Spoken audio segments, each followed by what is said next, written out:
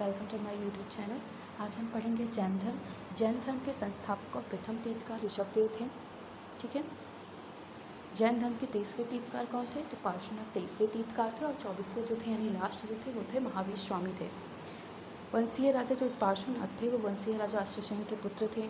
30 वर्ष की अवस्था में उन्होंने संन्यास जीवन को स्वीकार किया था और उनके द्वारा दी गई जो शिक्षा थी पार्श्वनाथ के द्वारा वो थी हिंसा न करना, सदा सत्य बोलना, चोरी न करना और संपत्ति न रखना। कौन कौन सी थी? हिंसा न करना, सदा सत्य बोलना, चोरी न करना और संपत्ति न रखना।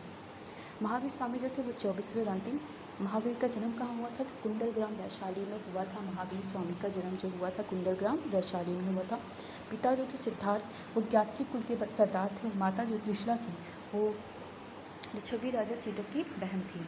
महावीर की पत्नी का नाम यशोदा और उनकी जो पुत्री थी उनका नाम था प्रियदर्शनी। अन्नोचा प्रियदर्शनी, लेकिन प्रियदर्शनी याद रखिएगा, आसान है। महावीर के बचपन का नाम क्या था? वर्धमान था।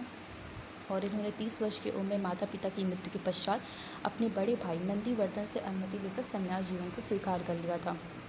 12 वर्षों की उन्होंने कठिन तपस्या की। कहाँ पे की थी? तो जिम्ब्रिक के समीप ऋजुपालिका नदी के तट पर इस साल के पर साल का वृक्ष था, उसके नीचे तपस्या करते उन्हें संपूर्ण ज्ञान का बोध हुआ। और इसी समय महावीर यानी जिन मतलब होता था विजेता, आहत यानी पूज्य और निर्गंध यानी क्या होता था? निर्गंध मतलब होता था कि बंधनहीन। तो याद रखिएगा 12 वर्षों की कठिन तपस्या के पश्चात इन्हें कहाँ पे वो प्राप्त हुआ था? महावीर को जिम्ब्रिक के समीप कौन सी नदी? ऋजुपालिका नदी। कौन से वृक्ष? साल वृक्ष के नीचे इन्हें ज्ञान का बोध हुआ था। और इसी समय महावीर को जिन, आहर्त और निर्गंध कहलाए।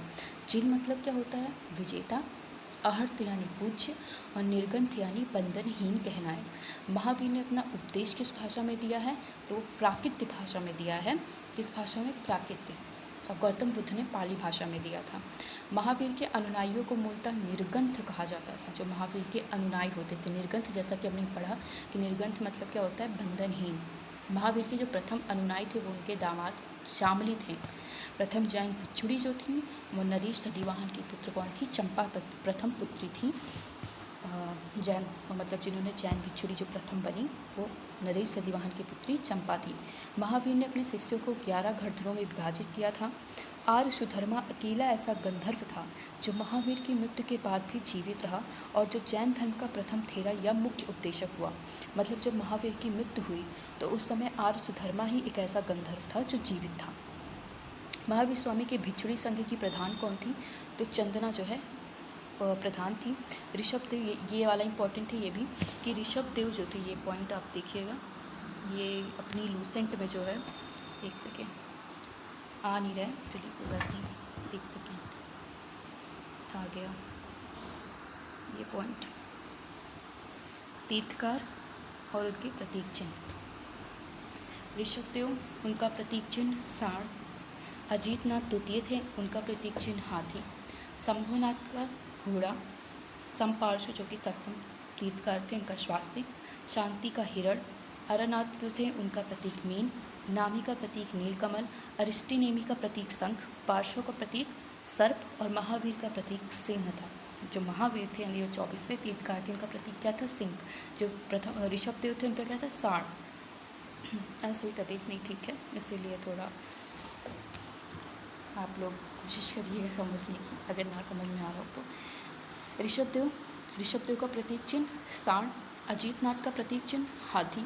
शंभु का घोड़ा। संपार्श्व स्वास्तिक। शांति के प्रतीक चिन्ह हिरण। ज़्यादातर पूछता है ऋषभदेव का, अजीतनाथ का, शंभुनाथ हो गए, महावीर स्वामी हो गए, अरिष्टिनेमी हो गए, मतलब इंपॉर्टेंट तो सबका है, लेकिन ज़्यादातर जो ऋषभदेव, अजीतनाथ, इनका क्वेश्चन आया हुआ है पेपरों में। दो जैन तीर्थकार ऋषभदेव और अरिष्टिनेमी के नामों का उल्लेख ऋग्वेद में मिलता है।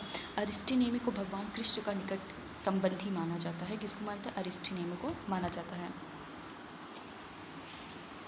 तो ऐसा हुआ था कि 300 ईसा पूर्व में मगध में 12 वर्षों का एक भीषण अकाल पड़ा था, जिसके कारण जो भद्रबाहु थे वो अपने शिष्यों के साथ कर्नाटक चले गए थे। भद्रबाहु और स्थलभद्र इसमें जो है बट गया था उन लोगों का। तो स्थलभद्र जो थे वो मगध में ही रह गए, क्योंकि मगध में ही पड़ा था। तो भद्रबाहु कहे अपने शिष्यों को, चलो यहाँ से चलते, यहाँ तो अकाल पड़ गया। लेकिन स्थूलभद्र वहीं थे। भद्रबाहु जब वापस लौटे तो मगध के साधुओं से उनका बहुत ही गहरा मतभेद हो गया, जिसके परिणाम स्वरूप जैन मत 2 संप्रदाय में बंट गया। पहले तो नहीं बटा था, पहले तो केवल ऐसे ग्रुप बना हुआ था, फिर डायरेक्ट बट गया, बंटवारा हो गया भैया। स्थूलभद्र और मतलब श्वेतांबर और दिगंबर। श्वेतांबर स्थूलभद्र के शिष्य श्वेतांबर श्वेत वस्त्र धारण करते थे, और जो दिगंबर थे वो नग्न रहने वाले यानी भद्रबाहु के शिष्य कहलाए। तो याद रखिएगा, जो छोड़ के गया मगध वो फिर क्या अपनाया? दिगंबर यानी नग्न रहने वाला यानी भद्रबाहु, स्थूलभद्र, श्वेतांबर। ठीक है। जैन संगीतियाँ जो हुई थी वो 2 ही बार हुई थी, जैसे बौद्ध संगीति 4 बार दिखा है, वैसे जैन संगीति 2 बार। प्रथम संगीति जो हुई थी वो पाटलिपुत्र में हुई थी, उस समय अध्यक्ष कौन थे? स्थूलभद्र। और जो द्वितीय हुई थी उस समय जो स्थल था वल्लभी गुजरात में है, और जो अध्यक्ष थे वो क्षमाश्रवण थे।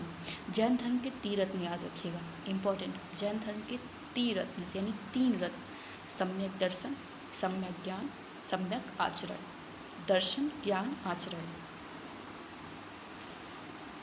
तीरत्न के अनुशीलन में निम्न 5 महाव्रत हैं। 5 महाव्रत: अहिंसा, सत्य, अस्तेय, अपरिग्रह, ब्रह्मचर्य। अहिंसा यानी हिंसा ना करना, सत्य वचन हमेशा सत्य बोलना, अस्तेय यानी चोरी ना करना, अपरिग्रह मतलब दूसरों के धन का जो है, दूसरों के धन को मतलब लोभ ना होना धन का। ब्रह्मचर्य यानी तो ब्रह्मचर्य आप समझते ही होंगे। जैन धर्म के 4 बड़ों शिक्षा, अन्न, चिकित्सा और आवास के सिद्धांत इसे लोकप्रिय बनाने में मदद की। तीरथ याद रखिएगा, और 5 महाव्रत: सत्य, अहिंसा, अस्तेय, अपरिग्रह, ब्रह्मचर्य। जैन धर्म में ईश्वर की मान्यता नहीं थी। जैन धर्म ईश्वर को नहीं मानता था, और बौद्ध धर्म जो था वो भी ईश्वर को नहीं मानता था। तो जैन धर्म और बौद्ध धर्म में जो समानता थी वो ये है कि वो दोनों धर्म जो है ईश्वर को नहीं मानते थे। जैन धर्म में आत्मा की मान्यता है, याद रखिएगा, जैन धर्म में आत्मा की मान्यता है। तो आत्मा की मान्यता है तो पुनर्जन्म और कर्मवाद में भी विश्वास होगा। ठीक है। जैन धर्म के सप्तभंगी ज्ञान के अन्य नाम श्यायवाद और अनेकांतवाद हैं। जैन धर्म ने अपने आध्यात्मिक विचारों को सांख्य दर्शन से ग्रहण किया है। जैन धर्म मानने वाले कुछ राजा थे: उदयन, मंदराज, चंद्रगुप्त मौर्य, कलिंग नरेश खारवेल, राष्ट्रकूट राजा अमोघवर्ष, चंदेल शासक।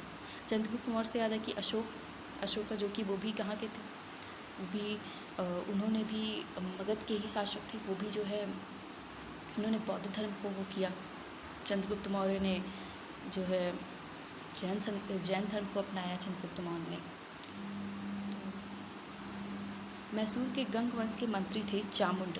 उनके प्रोत्साहन से कर्नाटक के स्वर्णबेलगोला में विशाल बाहुबली की मूर्ति, जिसे हम गोमतेश्वर की मूर्ति का निर्माण हुआ, और इनकी जो प्रतिमा है वो कायतोत्सर्ग मुद्रा में है। ठीक है। याद रखिएगा कि जो गोमतेश्वर मंदिर मूर्ति है गोमतेश्वर की, जिसे विशाल बाहुबली मूर्ति है, वो कहाँ पे है? स्वर्णबेलगोला में है, कर्नाटक में। और किसने बनवाया था? इम्पोर्टेंट, मैसूर के गंग वंश के मंत्री चामुंड के प्रोत्साहन से ये गोमतेश्वर मूर्ति का निर्माण किया गया। महावीर जो है वो तपस्या की इस मुद्रा में वो अपनी चारों ओर के वातावरण से अनभिज्ञ हैं। तब गहरी तपस्या में लीन उन्हें कि उनके वातावरण क्या है उनसे कोई वो नहीं है। उनके पैरों में सांप लपेटे हुए हैं और चींटियों ने मिट्टी के घरौदे बना दिए हैं। यह मूर्ति 18 मीटर ऊंची है और एक चट्टान को काटकर बनाई गई है। एक ही चट्टान को काटकर बनाई गई मूर्ति है। खुजरोह में जैन मंदिरों का निर्माण चंदेल शासकों द्वारा किया गया। जो जैन मंदिर खुजरोह में है वो चंदेल शासकों द्वारा है। याद रखिए, अब पूछ लिया कि खुजरोह में जैन मंदिर का निर्माण किसके द्वारा किया गया, तो चंदेल शासकों द्वारा किया गया है। मौर्योत्तर युग में मथुरा जैन धर्म का प्रसिद्ध केंद्र था। मथुरा काल का संबंध जैन धर्म से है। मथुरा कला का संबंध जैन धर्म से है। जैन तीर्थकारों की जीवनी भद्रबाहु द्वारा रचित कल्पसूत्र में है। ठीक है।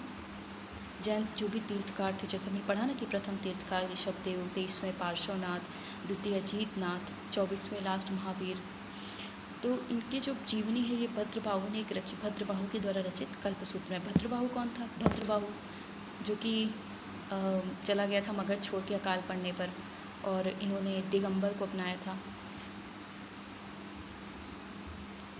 उसके बाद महावीर स्वामी की जो मृत्यु हुई थी वो बिहार के राज्य के पावापुरी यानी राजगीर में हुई थी। राजगीर में हुई थी महावीर की मृत्यु। कहाँ पे हुई थी? बिहार राज्य में पावापुरी राजगीर में हो गई थी।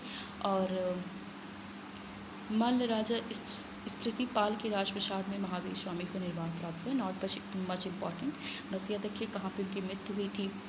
किस ग्रंथ में जो है किस मतलब उसमें तीर्थकारों की जीवनी है भद्रबाहु द्वारा रचित कल्पसूत्र में है। मूर्ति को याद रखिएगा कि कर्नाटक के स्वरबेलगोला में गंगवंश के जो है मंत्री चामुंडी के प्रोत्साहन से, और जो जैन धर्म के महाराज राजा चंद्रगुप्त, ऐसे पढ़ लीजिएगा। तीर्थ में याद रखिएगा जैन धर्म के तीर्थ में सम्यक दर्शन, सम्यक ज्ञान, सम्यक आचरण। तीर्थ के अनुसार में 5 महाव्रत का पालन, अहिंसा, सत्य, अस्त्य, अपरिग्रह, ब्रह्मचर्य।